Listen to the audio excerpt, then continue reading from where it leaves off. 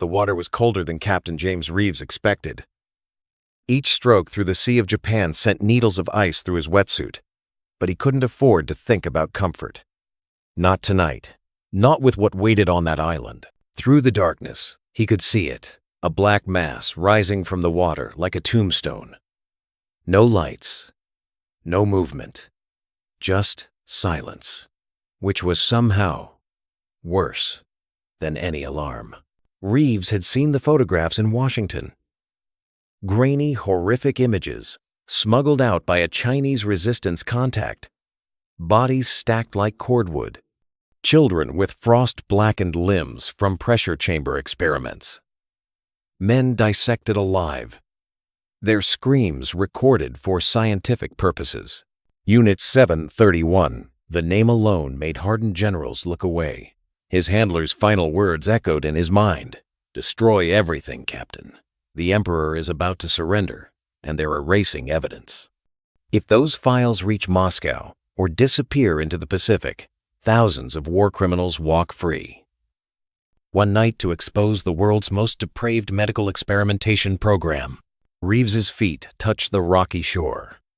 He stripped off his fins, checked his waterproof pack camera, explosives, lockpicks, and a single sidearm with 2 magazines. Not nearly enough if things went wrong, but stealth was his only real weapon tonight. The compound loomed ahead, a sprawling complex of concrete buildings camouflaged against the hillside. He'd memorized the layout from reconnaissance photos. Administrative building northeast, laboratories in the center, incinerators to the west. The incinerators had been running non-stop for 3 days, their smoke visible from the mainland. They were burning the evidence. Burning the bodies. But Reeves wasn't here for bodies. He was here for documents, photographs, proof of what had been done. Justice for the men and women who'd been labeled logs and processed like timber through the machinery of scientific sadism. He moved through the perimeter fence already cut, he noticed with growing unease. Someone else had been here. Recently. The compound was a ghost town. Papers scattered across empty courtyards, caught in the wind like autumn leaves. An overturned cart, its contents surgical instruments spilled across the ground and gleaming in the moonlight. A child's shoe near a drainage grate. Reeves felt his stomach turn. He'd liberated concentration camps in Europe, seen horrors that would haunt him forever. But there was something uniquely terrible about this place. This island where science had been twisted into something monstrous. He reached the main laboratory building and picked the lock with practiced ease. The door swung open on oiled hinges. The smell hit him first. Formaldehyde. Blood. Something else sweet and rotten, like overripe fruit left in the sundae. His hand went to his pistol as he clicked on his flashlight. The beam swept across a scene from hell. Laboratory equipment lay smashed on the floor. Glass crunched under his boots. Cages lined one wall, their doors hanging open. Straw bedding soaked with something dark. On the far wall, a chalkboard covered in Japanese characters and anatomical drawings. A dissection table, still bearing restraints.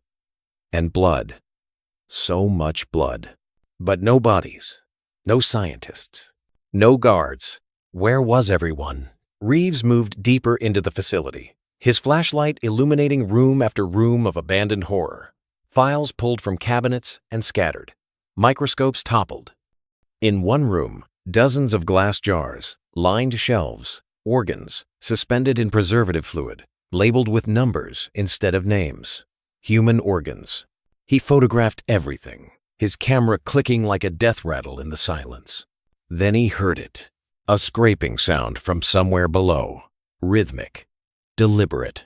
The basement. Every instinct screamed at him to leave. To get out while he could.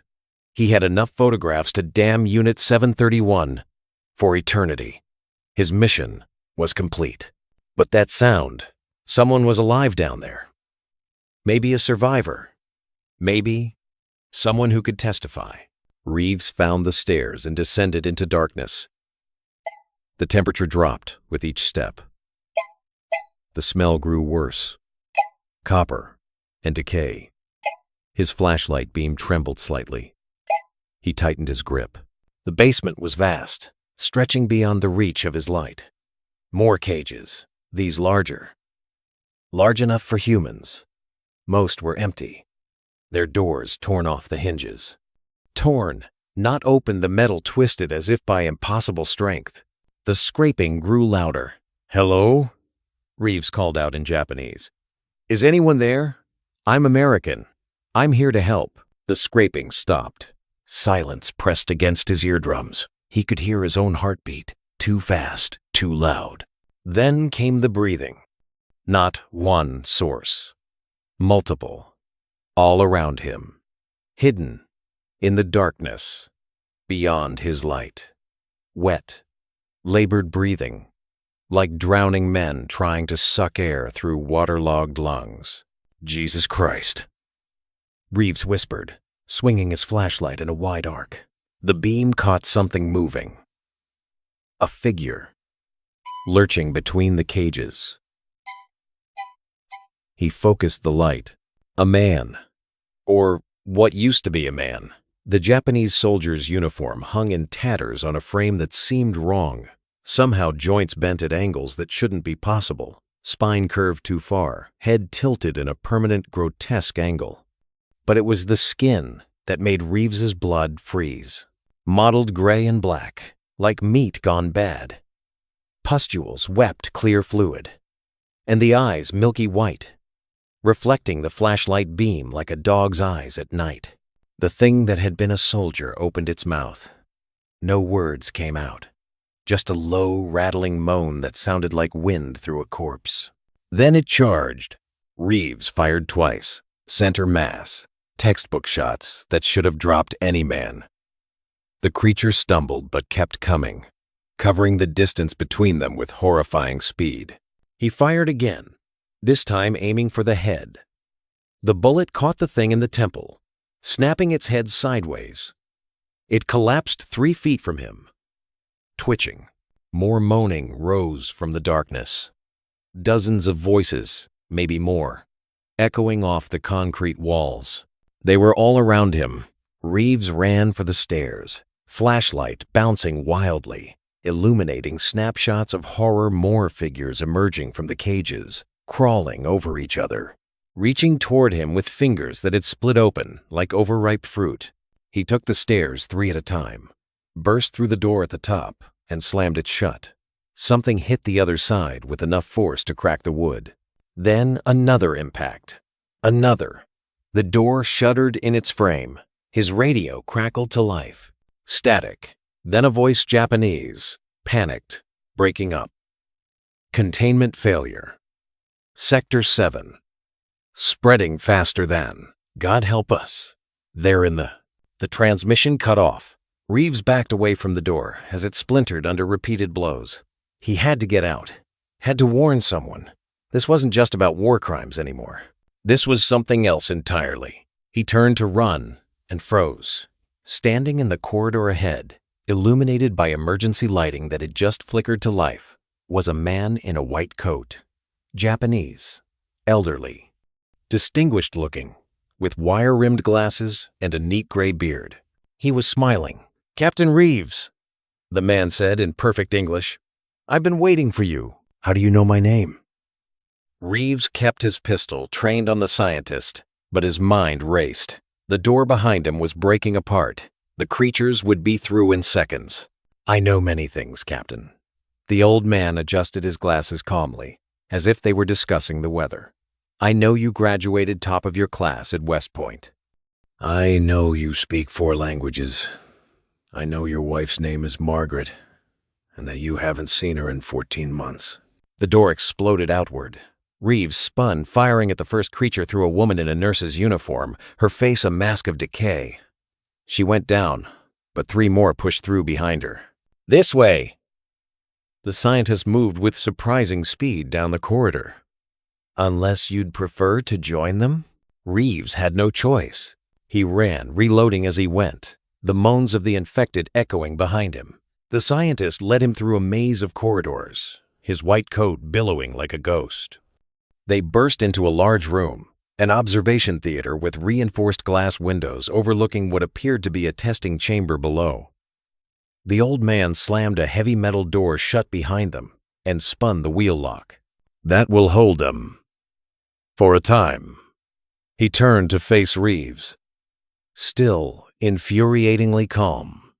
"I am Dr. Shiro Yamada, and you, Captain, are the witness I've been praying for." "Witness?" Reeves's gun didn't waver.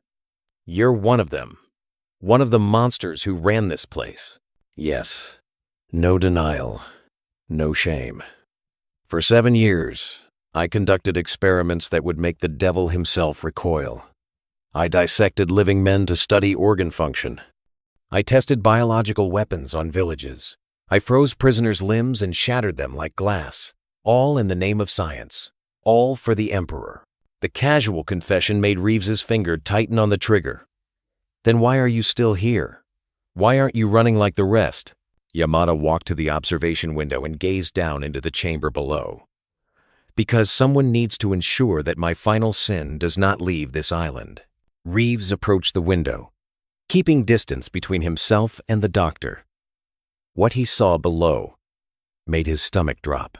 The chamber was enormous, the size of an aircraft hangar, and it was filled with them. Hundreds of infected, pressing against the walls, climbing over each other, moaning in that horrible, rattling chorus. Some wore military uniforms. Others were in civilian clothes. Some were children. "Dear God," Reeves whispered. "There is no God here, Captain. I ensured that long ago." Yamada's voice was hollow. Project Shinsei Rebirth. It was supposed to be the ultimate weapon. A virus that would reanimate the dead, creating tireless soldiers who felt no pain, needed no food, followed no conscience. Imagine an army of the dead, overrunning enemy positions. The Americans would never reach the homeland. "You created zombies." Reeves couldn't believe he was saying the words. "We created an abomination." Yamada turned from the window. 3 days ago, we received word that the Emperor would surrender. The order came down. Destroy everything. Burn the files. Dispose of the subjects. Evacuate the island. But General Ishii, our commander, he had other plans. He released the virus into the compound's water supply. "One last test," he said. "See if it spreads through natural transmission." The pieces fell into place. Everyone here was infected within 6 hours. Military personnel, scientists, even our own men. The transformation takes between 12 and 24 hours. First comes the fever, then the confusion, then, he gestured to the window, then this. General Ishii escaped on the last transport, along with a handful of senior officers. They took samples of the virus with them and left you here to die. A bitter smile. "Not to die, Captain, to document. I am the virus's creator. I understand it better than anyone, which is why I cannot allow it to leave this island." He pulled out a worn leather journal from his coat pocket. "This contains everything. Every stage of development, every weakness we discovered, every possible cure we theorized, but never tested." He set the journal on the console between them. 283 people are still alive on this island, locked in the administrative building's emergency shelter, uninfected. They have food and water for 72 hours. But the infected are getting smarter, Captain. Learning. In another day, they'll break through. Then we evacuate them. How? The only functioning boat was taken by Ishii. The runway was destroyed to prevent anyone from leaving. There is only one exit, an underwater tunnel, built for secret submarine access. It's 3 kilometers long, floods twice daily with the tide, and opens to the mainland coast. Reeves checked his watch. When's the next low tide? 4 hours. At 0300 hours. That's when we can attempt evacuation. Yamada's eyes locked onto Reeves. But here's the question that will haunt you forever, Captain. Do we save the journal? What kind of question is that? Of course we do. We. Yamada's voice rose for the first time. This journal contains the secret to creating an apocalypse. In the wrong hands, in any hands, it could doom humanity. But it also contains the only research ever done on this virus. If even one infected person escapes this island, the world will need this information to survive. Reeves stared at the journal. You're asking me to choose. I'm asking you to understand the weight of knowledge. General Ishii took samples. We must assume he plans to sell them to the Soviets, to the Americans, to whoever offers immunity and money. This virus will exist somewhere in the world. The question is, should the cure exist alongside it? A crash echoed through the complex. The moaning grew louder. They're spreading, Yamada said quietly. Breaking through our barriers. By dawn, this entire facility will be overrun. We have perhaps 2 hours to reach the survivors and guide them to the tunnel. Reeves picked up the journal. It was surprisingly light for something that contained such horror. If we take this with us, we're giving people the ability to recreate your nightmare. Yes, but if we leave it, and even one infected person reaches the mainland, then millions could die while humanity scrambles to understand an enemy they've never faced. Through the observation window, the infected surged against the walls like a tide of decay. Somewhere in this complex, nearly 300 people waited in darkness, praying for rescue that might never come. And in Reeves's hands, he held either humanity's salvation or its damnation. He couldn't tell which. Tell me about the tunnel, he said finally. Tell me everything. Yamada smiled, not with joy, but with the grim satisfaction of a man who'd finally found someone to share his burden. Then we'd better hurry, Captain. The infected are learning to open doors. The administrative building loomed ahead, its windows dark except for the faint glow of candlelight on the 3rd floor. The infected were everywhere now, wandering the compound in clusters, drawn by some instinct toward the building where the survivors huddled. Reeves and Yamada moved through the shadows like ghosts. The doctor had retrieved 2 hazmat suits from his private lab. Thick rubber, completely sealed, with built-in breathing apparatus. The virus is bloodborne, he'd explained. Avoid fluid contact and you'll be safe. Probably. That probably wasn't reassuring. They'd already encountered 6 infected on the route. Reeves had learned quickly. Headshots only. Anything else, and they'd keep coming. Keep reaching. Keep spreading whatever hell lived in their veins. His ammunition was running low. 7 rounds left.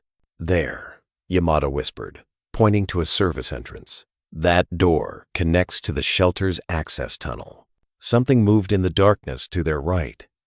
An infected in a lab coat, one arm hanging by threads of tissue, turned toward them with that horrible jerking motion. Its jaw worked soundlessly, as if trying to remember speech. Reeves recognized him, or what he'd been. The face was in one of the photographs he'd memorized. Dr. Tanaka, junior researcher, age 26. He'd had a wife and infant son in Osaka. Now he was something else.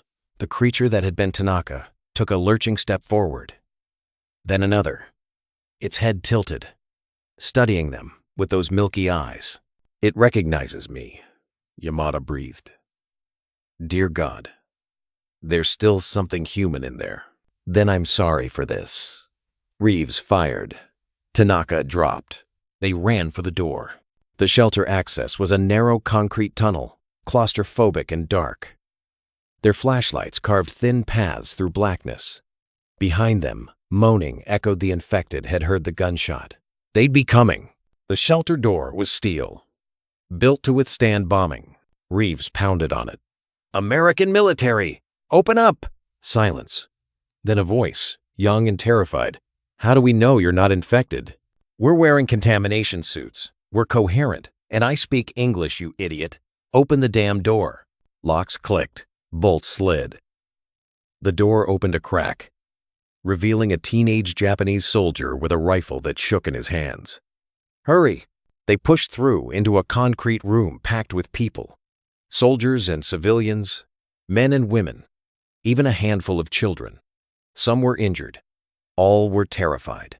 The air was thick with sweat and fear. A Japanese officer stepped forward, Captain Nakamura, according to his insignia. Weathered, 50s, with eyes that had seen too much. He looked at Yamada with recognition and barely controlled rage. You. The word was poison. You did this to us. Yes. Yamada met his gaze without flinching.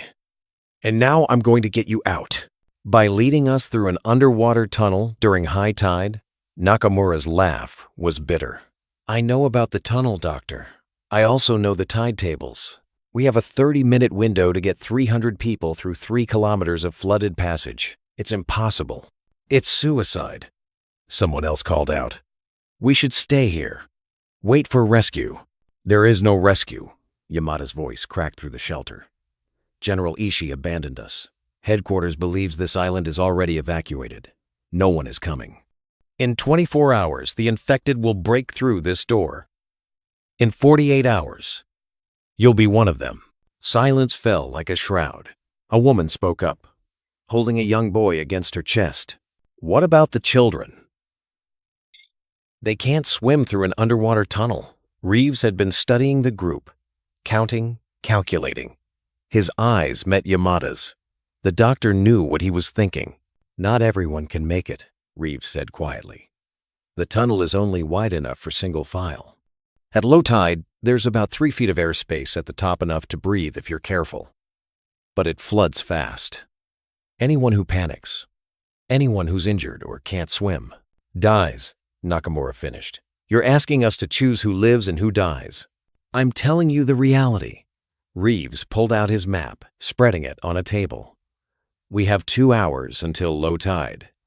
That's 2 hours to get everyone to the tunnel entrance here, on the northwest shore. The strong swimmers go first. They'll establish a rope line through the tunnel. Everyone else follows, using the rope to guide them. And the children? The woman asked again. The elderly? The injured? Reeves didn't answer. There was no good answer. I'll stay. The voice came from the back. An old man, a civilian researcher, stepped forward. I'm 73. I swim like a stone. Give my spot to someone younger. Grandfather? No. A young woman grabbed his arm. Keiko. He touched her face gently. You have your whole life ahead. I've already lived mine. Besides, he glanced at Yamada. I knew what we were doing here. Perhaps this is justice. Others began volunteering. A wounded soldier who couldn't walk, an older woman with severe arthritis, a scientist who'd worked directly on Project Shinsei. One by one, they accepted their fate with a dignity that made Reeves's chest ache. 23 people chose to stay behind. We'll need a distraction, Nakamura said, his military mind already working. The infected are concentrated around this building. If we try to move 300 people to the shore, they'll swarm us. I have explosives, Reeves said. We could set charges in the laboratory building. Draw them away. No, Yamada interrupted. The laboratory building contains samples, live virus samples. If we demolish it, we risk airborne contamination. The whole island could become a plague zone. Then what? Nakamura demanded. Yamada looked at the journal in Reeves's hand. We give them what they want. What they want. Me. Yamada's smile was terrible. I created them. Part of them still remembers. They're drawn to me. You saw it with Tanaka. I'll lead them away from the shore. Buy you the time you need. That's suicide, Reeves said. Yes, but necessary. Yamada turned to the group. All of you. Everything that happened here. All the horrors we inflicted. It falls on my shoulders. I can't give those people their lives back. I can't undo the agony we caused. But I can do this. I can save you. He looked back at Reeves. But first, Captain, you must choose. The journal. Will you take it with you? Or leave it here to burn with me? Every eye in the shelter turned to Reeves. If you take it, Yamada continued, you preserve the knowledge of how to fight this virus, but you also preserve the knowledge of how to create it. Governments will weaponize it. Scientists will experiment with it. My nightmare will spread. And if I leave it, then if the virus ever appears in the world, and it will, because Ishii took samples, Humanity will face it blind. Millions could die before anyone understands what they're fighting. The boy in his mother's arms began to cry. Outside, the moaning of the infected rose and fell like a terrible tide. Reeves looked down at the journal. Such a small thing. Such devastating weight. I'm a soldier, he said slowly. Not a philosopher. Not a judge. I'm a man who follows orders and tries to do the right thing. He met Yamada's eyes. But there is no right thing here, is there? Only choices and the people who have to live with them. Or die with them, Yamada said softly. Reeves made his decision. Everyone, listen up, he called out. We move in 20 minutes. Strong swimmers to the front. Stay together. Stay quiet. And follow Captain Nakamura. Anyone who can't make it. He looked at the volunteers who'd chosen to stay. Thank you. What you're doing. Thank you. They began to prepare, gathering supplies, saying goodbyes, making peace with choices no one should have to make. Yamada approached Reeves one last time. The journal, Captain? Reeves looked at him for a long moment. Then he gave his answer. The northwest shore was chaos. 300 people crammed onto a rocky beach, trying to stay silent while the infected swarmed less than 100 yards away. Children whimpered into their parents' chests. Someone was praying in frantic whispers. The tide was receding, but too slowly. Always too slowly. Reeves stood at the tunnel entrance, a dark mouth in the cliff face, dripping with seawater and barnacles. He'd sent the first group of swimmers through 10 minutes ago with a rope. They should be emerging on the mainland soon. Should be. If they'd made it at all. Captain, Nakamura appeared at his elbow. The infected are getting closer. Whatever distraction Dr. Yamada planned, an explosion shattered the night. Fire bloomed from the eastern side of the island, where the laboratory building stood. Then another explosion. Another. The detonations rolled across the compound like thunder, and the infected responded. From all across the island, they turned as one toward the flames. Hundreds of them, moving with terrible purpose, drawn like moths to fire. The moaning intensified into a sound that was almost a chorus. He's doing it, someone whispered. He's actually doing it. Of course he is. Reeves tried to ignore the tightness in his chest. Yamada was a monster. Had admitted as much. Had done things that deserved execution, not martyrdom. But in the end, monsters could still choose redemption, even if it killed them. First group's through. A shout went up from the tunnel. The rope went taut the signal that the path was secure. Send the next wave. The evacuation became a desperate rhythm. Groups of 20 stumbling into the tunnel, grabbing the guide rope, disappearing into darkness filled with cold water and terror. Some took too long. Some panicked in the darkness. Reeves heard splashing, coughing, someone screaming before the sound was cut off by water. Not everyone was making it, but most were.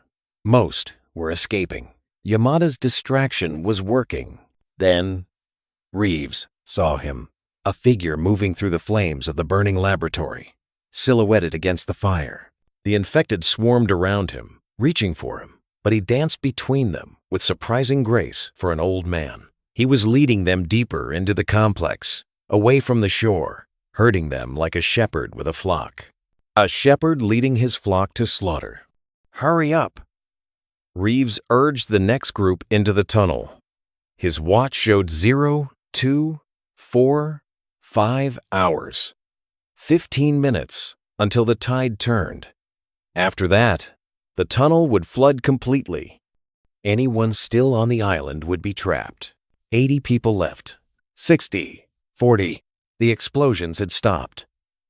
The fire was spreading, consuming building after building. In the dancing light, Reeves could see the infected massing around the administrative building where 23 volunteers had barricaded themselves inside.